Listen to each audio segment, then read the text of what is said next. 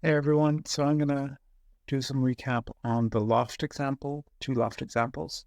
So the first thing I want to do is create different curves. And if I zoom in on the top view, I can just left click polyline and left button, left button, left button, right button, and it will finish without closing. Then I can right click to restart my command, left click, left click, left click, and then click on the end, and that will complete it. So in that way, I can create closed polylines and open polylines. Same is true with doing NURBS curve. So be left click, left click, left click, right click, leaves it open. Right click to restart the command. Left click, left click, left, left, and then on the endpoint, it'll automatically do a closed curve. If I open this menu, I can do these other points. Sometimes interpolate curve, it's useful. That's where the points are on the curve as opposed to handle points that are sort of off the curve. That one, and also used less in Rhino, but if you right click on here, you'll get a proper handle curve, which is a Bezier curve similar to Illustrator. That's where you get these sort of handles like that. And you can use any of these curves to create your initial geometry that you would then loft afterwards.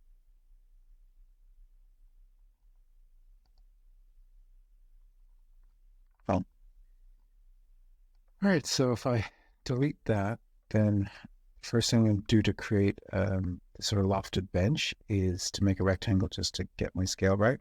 So in a front view, I'm going to do 0, 0, 0, and then 100 here, and 100 for width. And that gives me actually, so I was going to do 450. So 0, 0, 0, 450, 450. Okay. And now I want various sections that I'm going to then move afterwards that kind of resemble a backrest and a place to sit, where 450 is the height of seating. So I don't want to necessarily do too many points.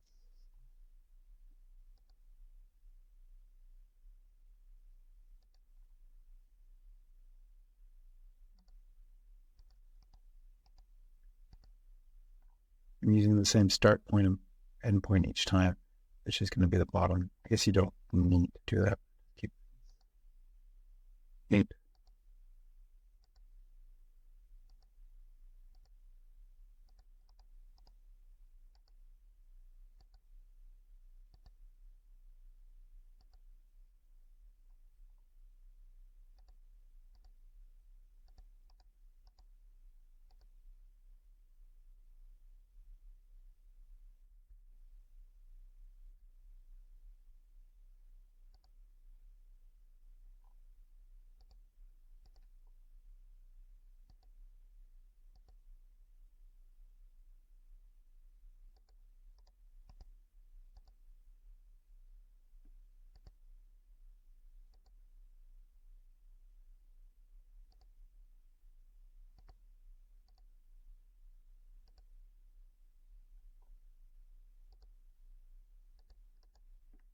Okay, so that'll do. So in perspective view, I can drag these gumball. So I can turn gumball on here at the bottom menu. Just drag these, sort of separate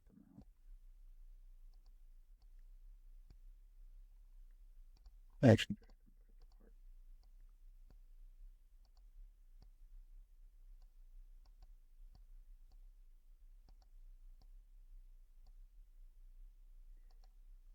this construction square is not going to be part of the final loft, so I'm going to delete that at this point.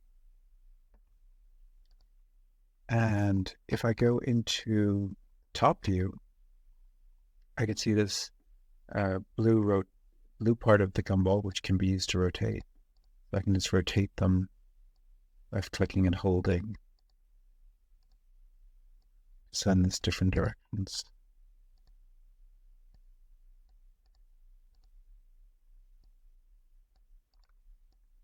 It might make them even further work. Now that this is rotating, the XYZ is slightly changed. Plane. That's fine. And then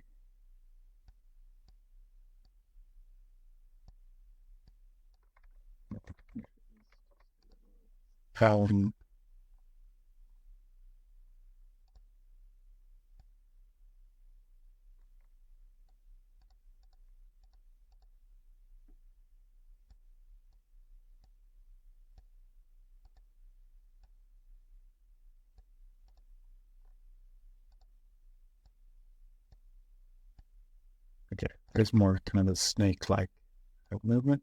So let's just make sure that's working by selecting everything and then plus. Okay, that's working.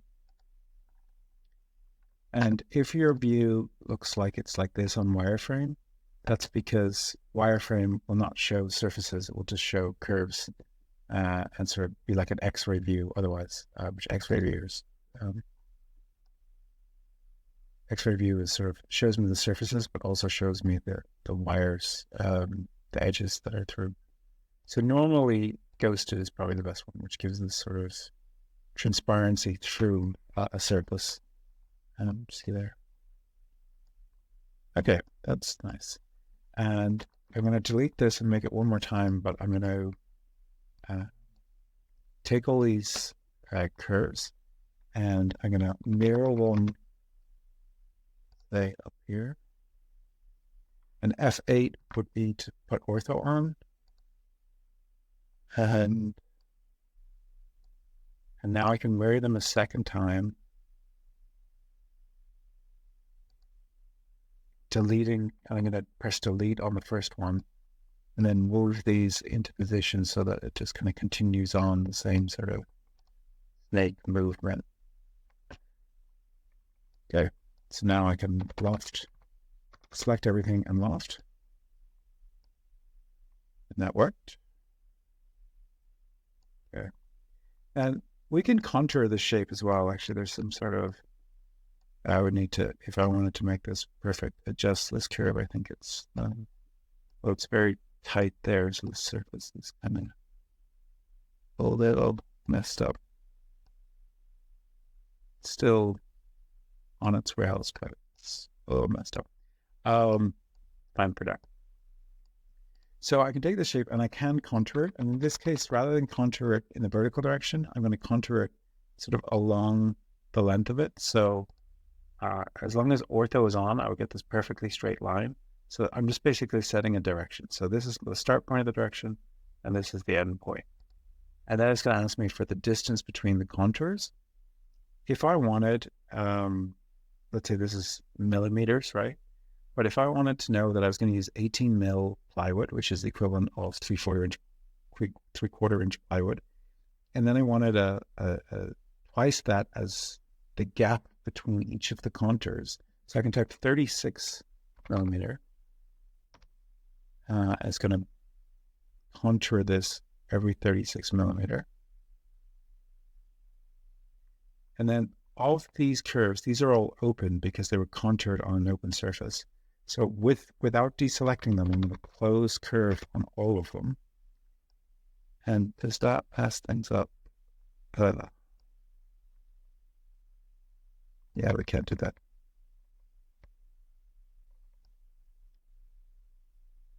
So it's sort of, if I created this surface a few times and made sure it sort of wasn't going to have any problems, that would just close right over the edge there. I think it's because, actually, oh yeah, sorry, most of them are fine. It's just the ones on the end. Okay, we can do this. We just have to delete the ones on the end because they don't get the full section given that they're at an angle and the contour line is incomplete for me being a sort of full shape. This is what I meant, that if you were to do this a different way, you might actually, which you can't do with contour, be perpendicular to the sort of surface sort of direction. Okay, so I'm gonna, now I've got closed curves, I'm gonna extrude them So extrude curve, and the self-intersecting curves are the ones that are not working, but keep it there. And I want to extrude them. The direction is quite heavy. You can feel like Rhino's slowing down currently. But I want to extrude them 18 millimeter, which is the equivalent of 3/4 inch. And I just want to make sure the direction is the right way. But even though this is really heavy, so this D is direction. Okay, now they're definitely the right way. And the extrusion distance I want to be 18.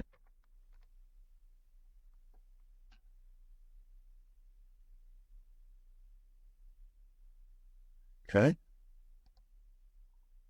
And now these end ones are all going to be messed up. But if I hide or delete the initial surface, so that's the curve. You can see I can select the curve in the surface here. I'm going to hide that by just typing hide. And because it's zooming weird, I can just select everything and zoom all views selected from the command line. And now the orbiting will be centered around this. So I can see now that basically I have the 3/4 inch thick plywood with a 3/4 inch separated, or 18 mil and 18 mil for all these pieces. And the surface is a little messed up here, but yes, we would need to do this a few times to make sure it worked properly. But overall, it's mostly good.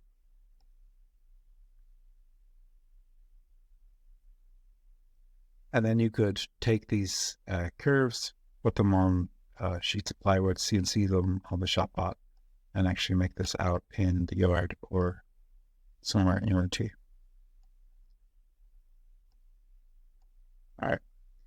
So then to just get a nice image out of this, I could go to display options, change the background to a solid color. I change it to dark, and then dark mode or dark mode.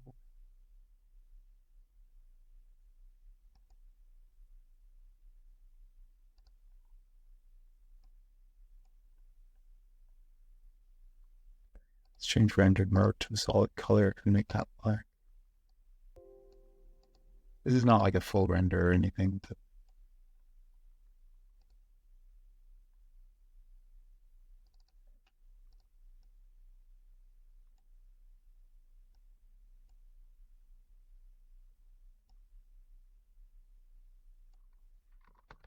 select, I don't think curves are shine. Select curve and delete the curves. Yeah, it's a little bit better. So that was just a way of selecting all the curves all at once and deleting them.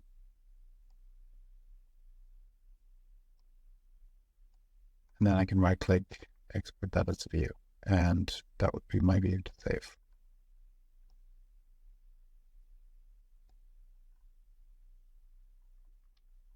And part of that question of rebuilding, if you see these curves here, that this curve clearly needs to be rebuilt with more points to be smoother. You can see the sort of faceting edge going on here, which is possibly the problem of why some of these surfaces broke.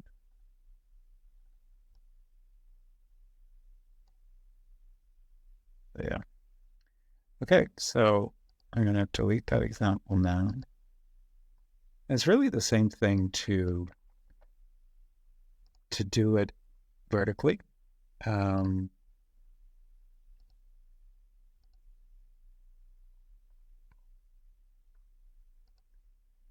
then not my grid is going over grid, show grid. Okay, so it's there. So I'm just going to create a point in 0, 0, 0, and then the swing all selected. And there we are. I'm back to see my grid, wherever that was. One way of getting unlost. Okay, so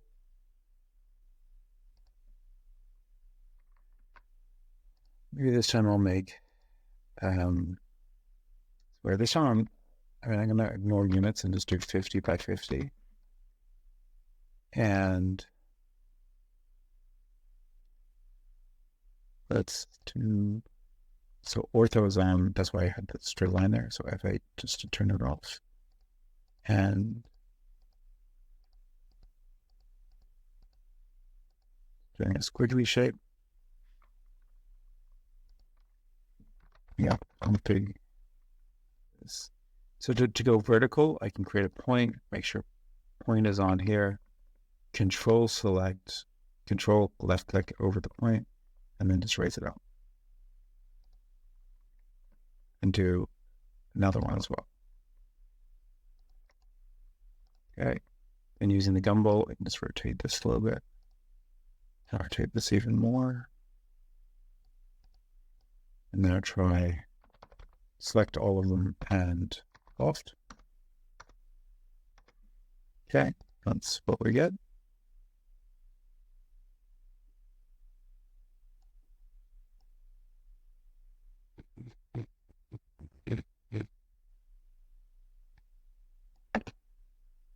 Someone says article. Wasn't sure. Sometimes if you twist too much, you can sort of self-intersect, create problem. I think it's okay.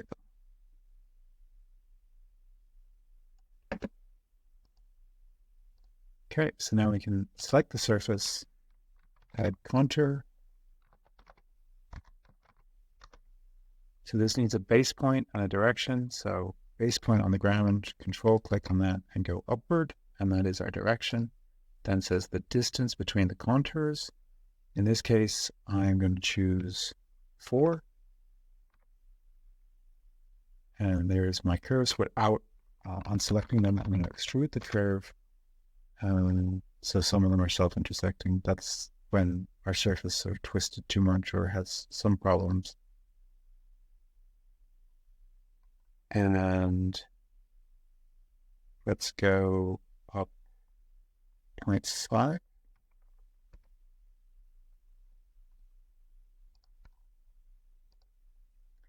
And now because I had solid on when I did that option, okay. And I deleted the initial surface because the initial surface was sort of in the way.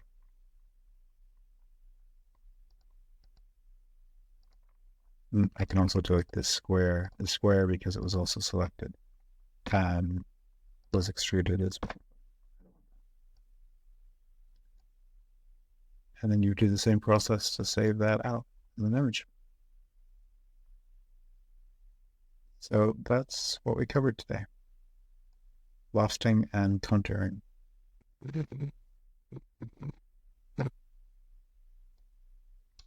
All right. See you on Thursday.